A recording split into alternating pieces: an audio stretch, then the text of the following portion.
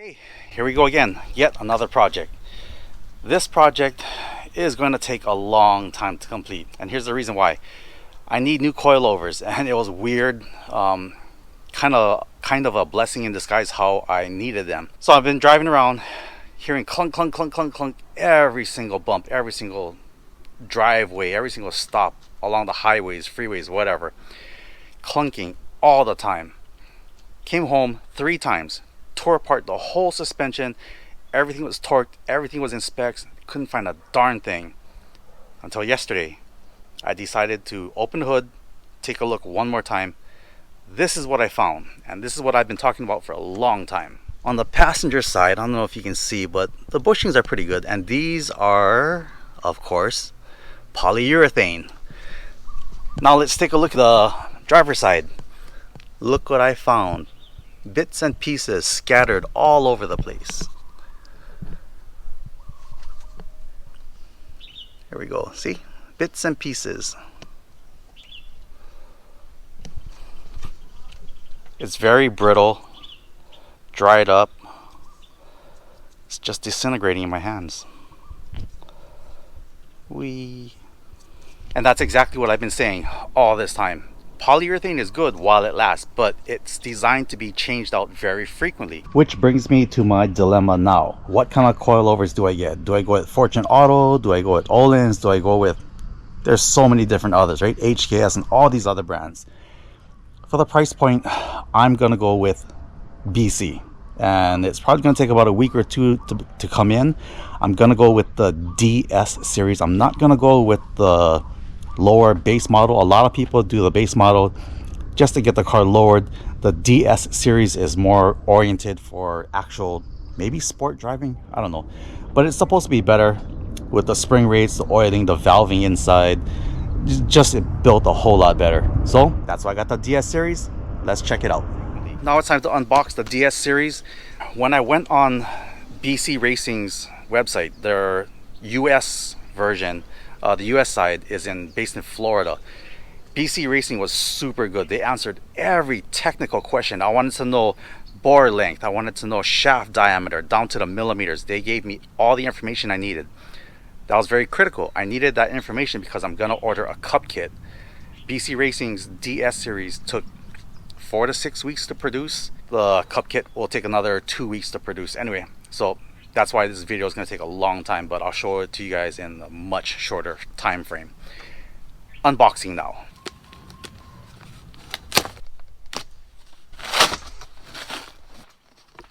Basic instructions, warranty, all that kind of good stuff. Stickers, I'll read this later. Spanner wrenches. In case you get hungry, they give free popcorn. Pretty nice. One other thing I did opt out for was their extended adjusters or something. And this is from BC Racing North America West. So this is basically going to allow me to adjust the shocks from inside the car. I guess you do have to make a small little hole for these extenders to go on. So pretty cool. Well, this is what they look like. Really nice quality. For what it is. The DS series was a little better. I didn't want their base end line. I wanted something that was a little better.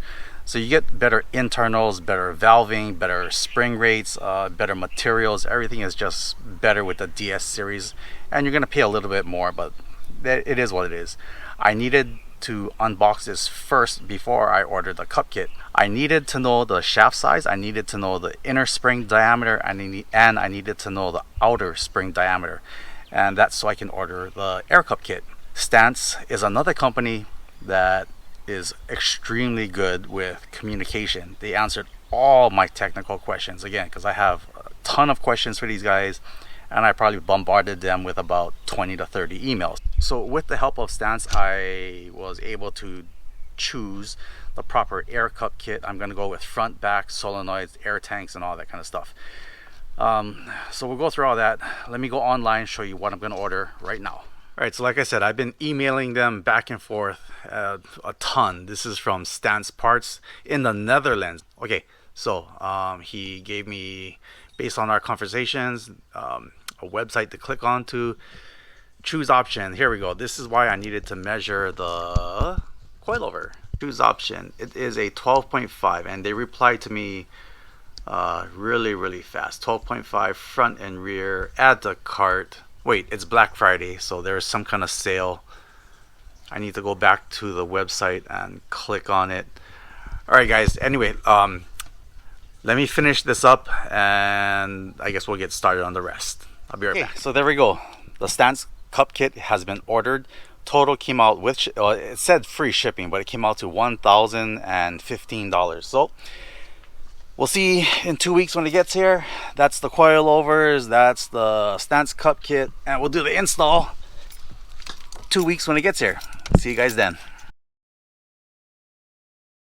Back again. Fast forward 2 weeks later, the stance kit is in. So stance parts from Netherlands, sent the package over. It came in about 2 weeks. If you saw in the previous video, I did spend about $1,015. I guess with the tariffs or whatever, I got a message from UPS. I owed them an extra $75 for some kind of tariff or additional charges, fees, I don't know. So we'll call it about $1,100 for this kit. I don't really know what's in it. I got the one with the front and back because I wanted the car to lift up all at one time. So that's that. Let's do the unboxing and see what I got. So I guess this is the airlines, all the electronics. Oh, air cups. I guess some kind of relay. More wiring. Well, the compressor's already connected. More hosing. I don't know what these are. Rubber isolators, mounting hardware, air fittings, and the instructions. Okay, so this is everything. I guess I need to read the instructions really good. The air cups, bunch of fittings, all the electricals. The compressor is already hooked up to the tank with the pressure release, with the pressure sensor. I don't know what it's set at, but I have no idea. I'll figure that out later. So I guess the next thing I need to do is find my BC coilovers, and it is very specific on the sizing. So I need to make sure that the cup kit will fit first. So let me grab the coilovers. I'll be right back. So the first thing I'm gonna do, take the Aircup kit. I did order the 12.5. I am not sure if this is gonna work. I guess I'll find out. So I took the front coilover, the rear coilover. I'm gonna disassemble everything, see if it fits, and I'll show you guys what it looks like once I take everything apart and test fit it. So I'll be right back. Okay, so let me show you guys my interpretation. Remember, this is not the correct way, this is my way. So let me show you what I found. So after reading the instructions, this is kind of the gist of what I got. The first thing I did was loosen the jam nuts, the lock nuts on the coilover. Brought the coilover down just a little. For the BCs with the adjustable ones, you're gonna loosen this top nut, that comes off.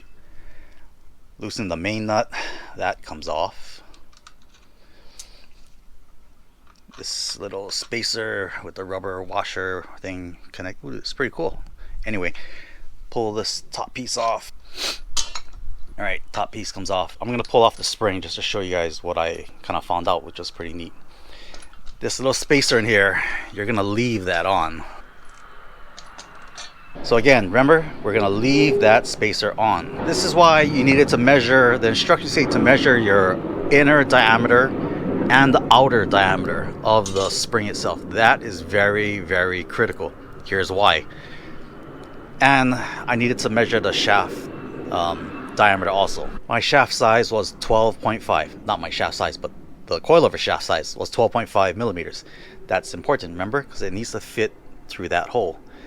This washer will sit into this inner diameter. I wonder if we can see what it looks like. So I'm not sure if you guys can see, but it does fit perfect in there. Okay, so let me pull that out. And this is why we needed to measure the inner diameter of the spring and the outer, because the spring will sit in there. Perfect. with only about a millimeter of room to spare. Okay, so that's what it's gonna look like. Let me try to reassemble everything together and show you guys. Stupid me, because I did not read the instructions properly, I ran into an issue, and before I got crazy, started calling the company. Let me show you the problem that I caused myself, and hopefully you don't do the same. The initial problem I caused myself, you're supposed to lower this the jam nuts all the way down. When I took everything apart, right, so everything was disassembled. Stupid me, I said to leave that washer. So when I went to put the Aircup kit on, this is what I found out. This is what happened. You cannot put the screw back on, put everything back together. There's no way. So that needs to come off, and I'll show you exactly why. If we bother to read step 1. Step 1 clearly says disassemble all parts above the spring and keep them in order. If present, remove any washers and clips from the shaft. The air cup will be installed below these parts. Stupid me. Remove washers and that little clip. So let me remove that clip. Oh, there. See, it just comes right off. Alright, see this little clip right here? That little clip needs to come off. Alright, the clip is off.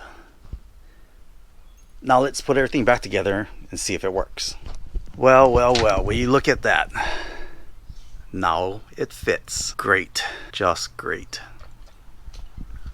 Now that just goes to show you, read your directions. Don't be a fool like me. Read the directions. So let me pre-fit all the rest of the fronts and the rears, and then we'll get on with the rest of the instructions. So I'll be right back. So now, after countless hours and hours of researching on how to put these crazy coilovers together, I think I finally got it. Let me show you my rendition. Like I said, this is not the correct way. This is just what I finally came up with after hours and hours of research. So let me show you the front and back on how I did it. All right, so the first thing I'm gonna do is, well, we'll do the top one first.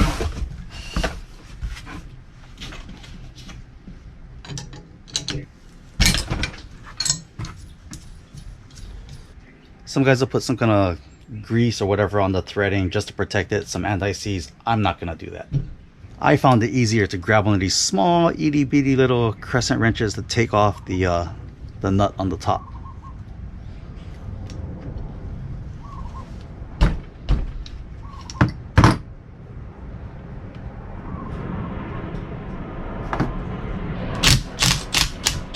Now do pay attention to the orientation of how things come off. That way you don't have any problems putting it back on.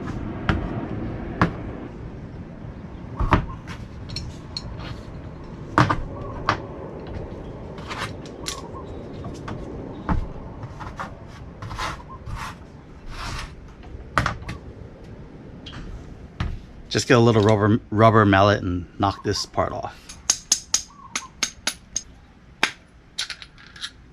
Now you do have to take off this little C-clip, retaining clip thing. This little thing took forever to come off. I hate this thing. We're gonna leave the lower washer on. The air cup will need to come below this line.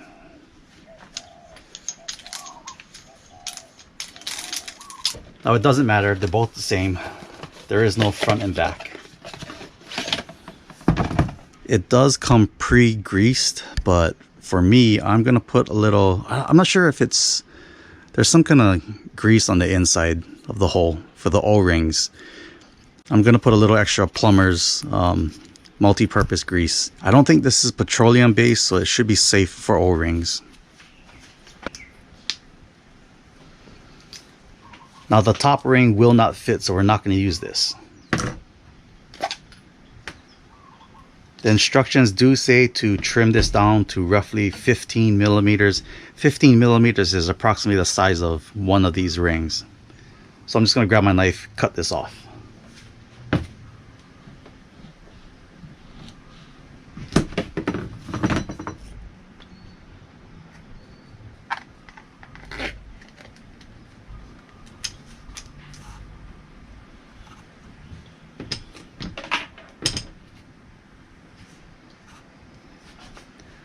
the spring will sit directly in here, which is why that other ring will not fit.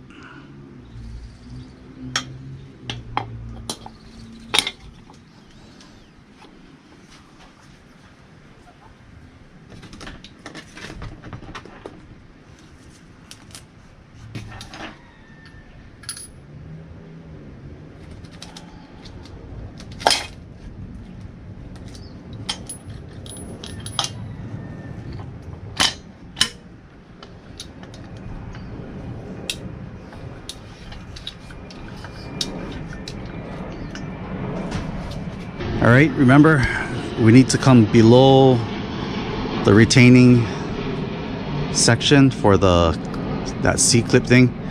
Now you're gonna put everything back on. When you do put this top ring on, there is a little indentation or cutout for that C-clip. Make sure you put that going down.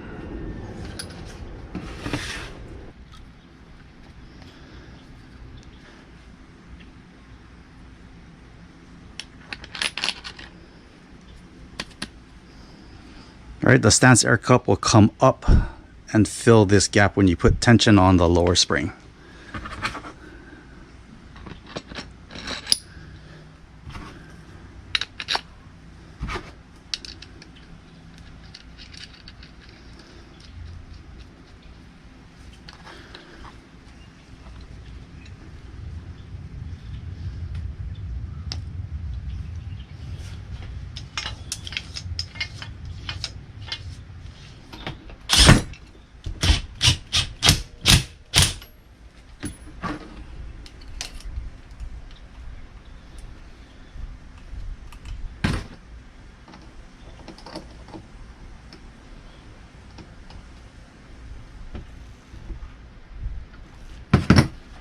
Right, that easy. That's how easy it is to put these things together in my version.